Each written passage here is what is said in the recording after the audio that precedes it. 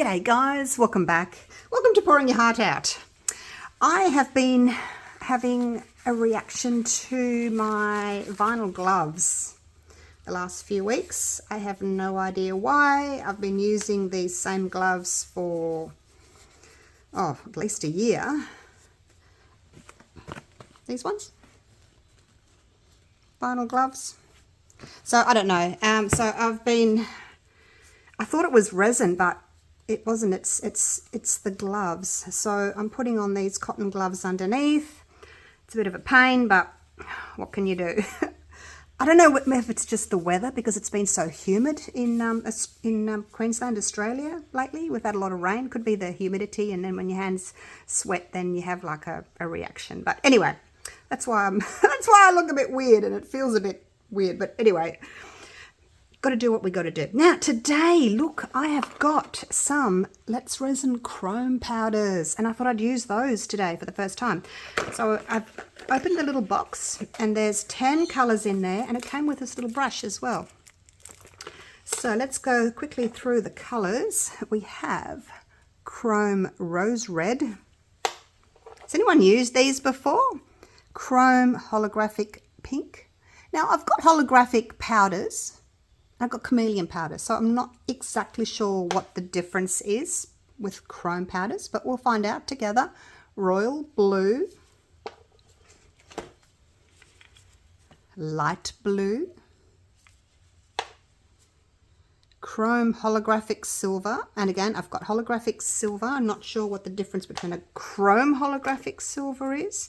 So I've got lots of colours, so you're going to see a few of these coming up. We have chrome purple, chrome red. Oh, I like that.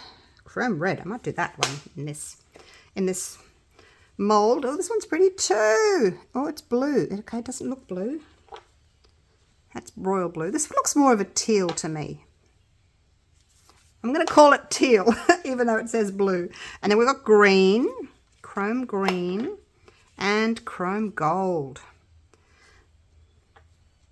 This one says holographic chrome silver, and that's just chrome gold. So yeah, lots of different colors to try. I think I'm just going to use the red one today. Put all these back.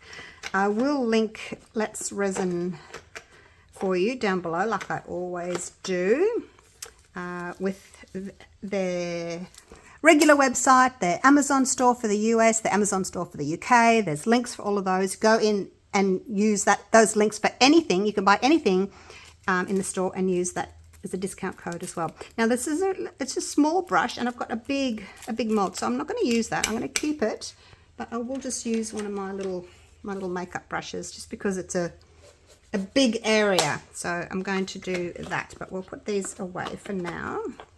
No doubt it's got a little foil lid on it, which we'll need to get off. I can do it with the gloves on. Yes, I can. Oh, don't spill any. Look at that. Oh, look at that. It's a nice color, isn't it? All right, let's just put this in. I'm going to make sure that my brush is clean. It's always a good idea to clean your brushes before, when you're finished with your last project, so that when you go to use it, it's already clean. All right, let's do this.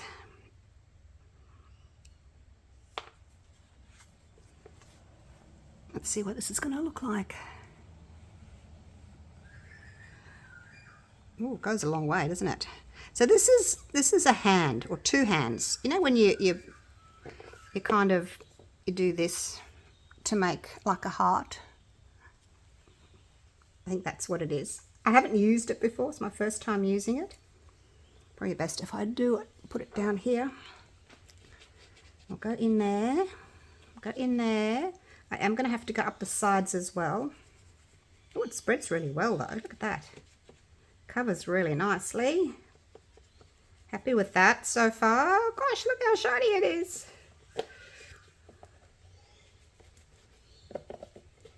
Haven't used a lot, have I? I've covered like half of it already.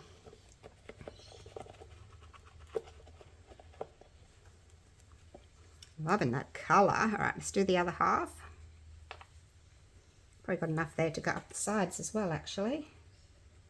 Do need to go up the sides as well. This will be just a nice little ornament just to go on your bookshelf, on your desk at work.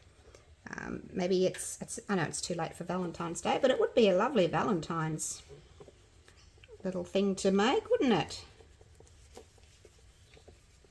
So basically just rubbing this all over into the mold, into the sides.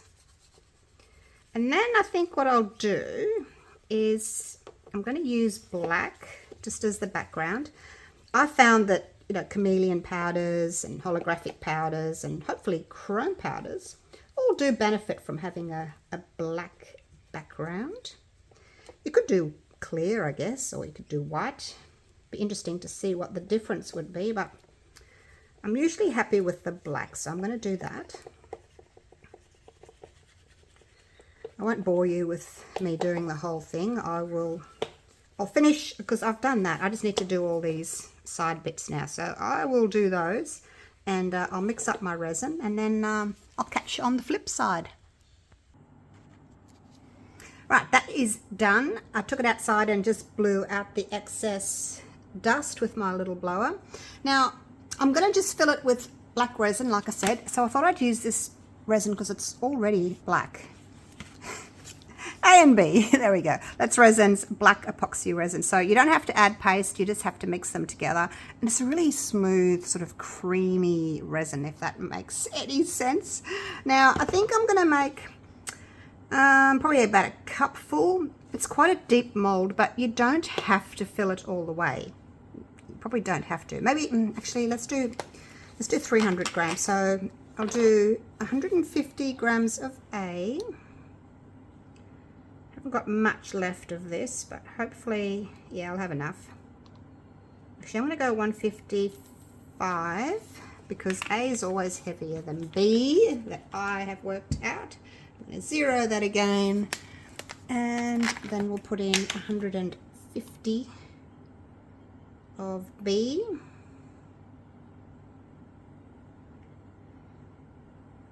Make sure when you're doing this, you've got a big enough cup. When you're doing the one-to-ones, the resin goes up so fast. It fills up the cup really fast. Okay, so that's 150. All right, so I will give that a stir in a minute. And I won't stir too fast. I don't want to introduce bubbles. I'm not sure if it's, I don't think it's the fast cure. Maybe it's just like their regular casting resin that's black. I know previously, and this is why I'm always wary to add black, but if you add, a couple of times I added black pigment paste and I found that the pigment paste didn't like dissolve properly, and then when I unmolded I had these like drops of black pigment paste that were still sticky in my mold. So yeah, I prefer to use this now. I know I'm not going to ruin my work with unmixed or undiluted black pigment paste. So I'm going to stir this for 4 minutes and then I will come back to you. While we're talking about the weights of resin, I just want to show you something, and this is why, because a lot of people say to me, why do you always add more of A than you do of B? Now these are 2 unopened bottles of that's resin, still sealed on top. That's the A, and here's the B. Still got its little seal thing on top, haven't opened them yet. So let's weigh that one. This is A, 2354. Can you see that? 235. Well, next moves. 2354 is A, and then B is 2146. So that's 200 grams difference, which is a lot.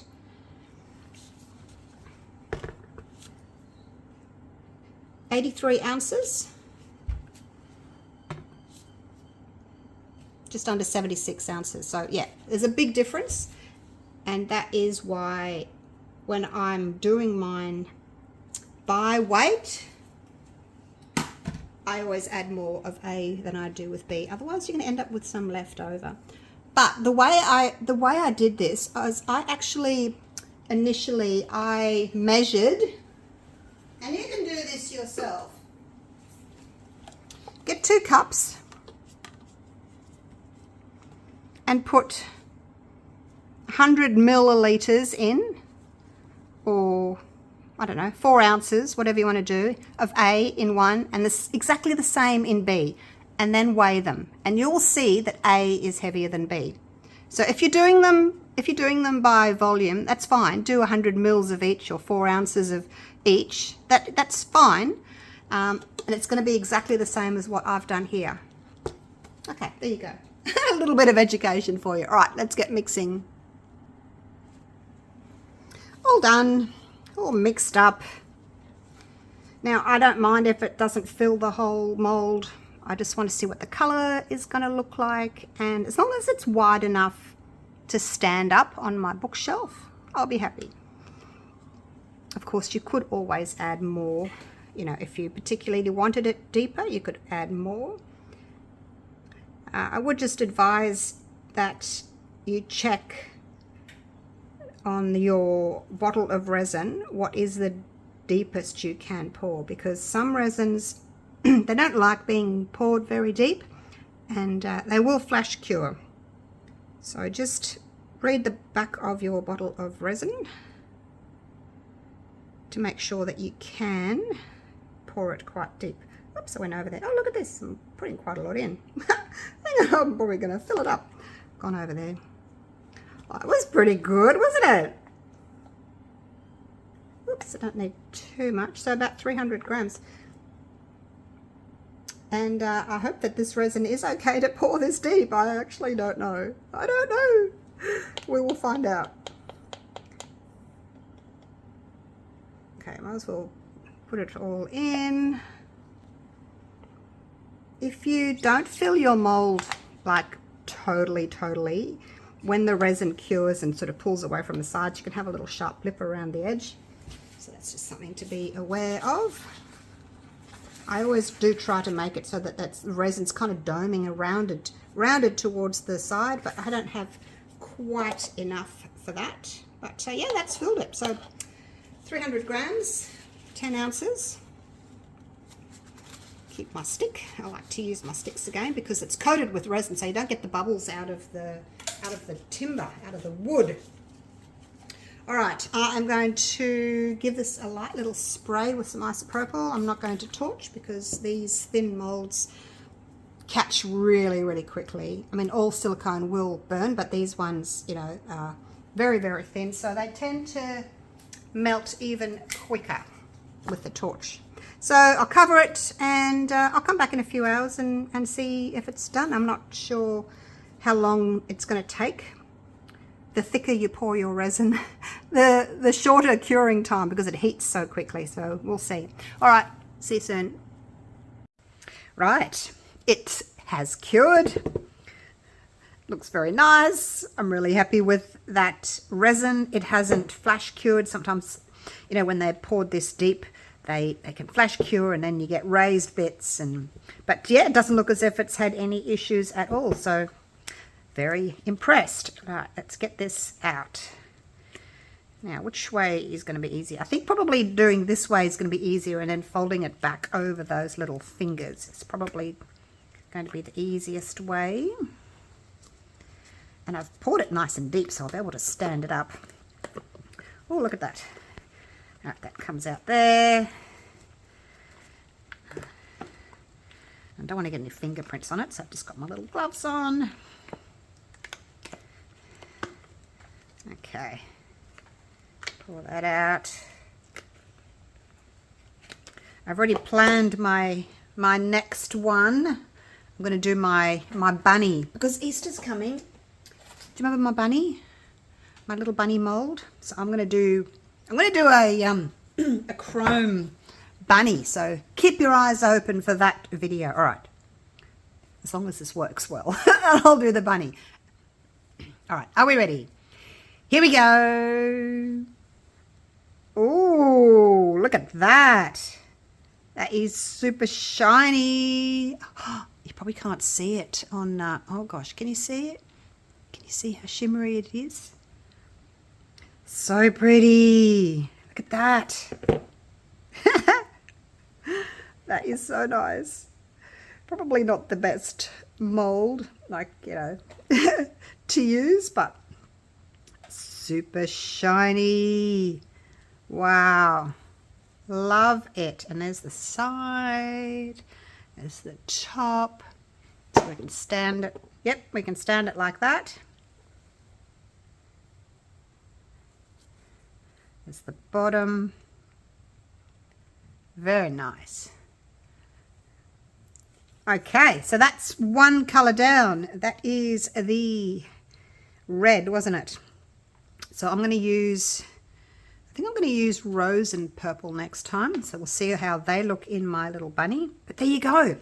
If you want to grab yourself some, like I said, I'll link them down below for you.